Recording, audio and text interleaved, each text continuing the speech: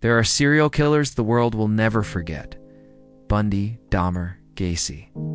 But then are the ones hidden in the shadows, swept under the rug of global silence. This is the story of Pedro Pablo Nakada Ludeña, Peru's forgotten monster. A man who believed God sent him to purge the earth. But what he left behind was nothing but blood, trauma, and questions we're still afraid to answer. You've probably never heard of him, and that's exactly why we need to talk. Born in 1969 in the small city of Ica, Peru, Pedro Pablo didn't stand a chance from the jump. Life, it dealt with him the worst cards possible. Abusive father, mother who was rarely there, and inside that broken home, Pedro's mind became a storm. A child crushed under the weight of violence, loneliness, and spiritual confusion. He grew up quiet, strange, misunderstood. Kids laughed at him, teachers ignored him, and when his brother confessed to having feelings for other boys, their father beat him brutally. A trauma that Pedro would never shake off.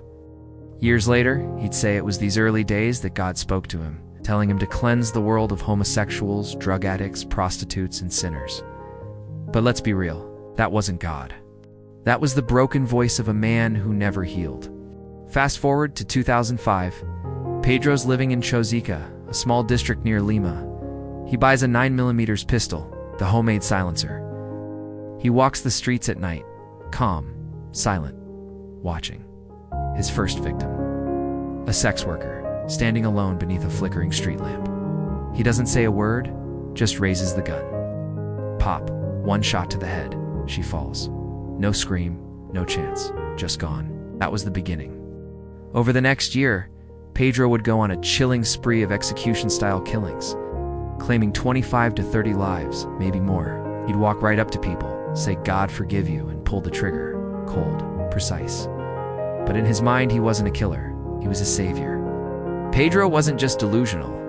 He was deeply schizophrenic. He believed archangels whispered missions to him. He believed demons walked among the poor, the addicts, the queer. He said, "The sinners must die so the righteous can live. It's God's will." But what's heartbreaking is that he truly believed it. He thought every bullet he fired was a service to heaven. He was never in it for money, fame, only salvation. And yet, the people he killed were the broken, the lost, the ones already failed by society. They needed help, and he gave them death. December 2006. Police start catching wind of a pattern. Same weapon, same type of victims.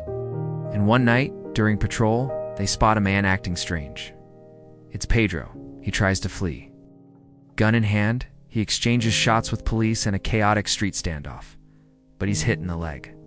They bring him down, in custody. He confesses without flinching. He lists names. He describes their clothes. The smell in the air. Where he stood. Where they fell. And the room goes silent. They realize this isn't just another criminal. They've just caught one of Peru's deadliest serial killers. But here's where the story takes an even darker turn. Pedro wasn't the only killer in his bloodline. Two of his half-brothers living in Japan were arrested years later for a series of murders.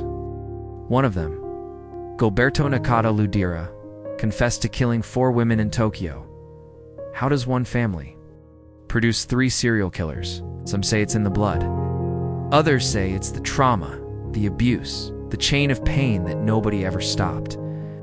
But whatever it is, it turned the Nakada family name into something that haunts both Peru and Japan. Pedro is currently serving 35 years in a Peruvian prison, still convinced he was sent by heaven, still unrepentant, still lost in his illusions. But let's pause for a second. Not for him. For them. For the 30th souls who never made it home. For the women who were told their lives didn't matter. For the addicts fighting demons of their own. For the poor who just wanted to breathe.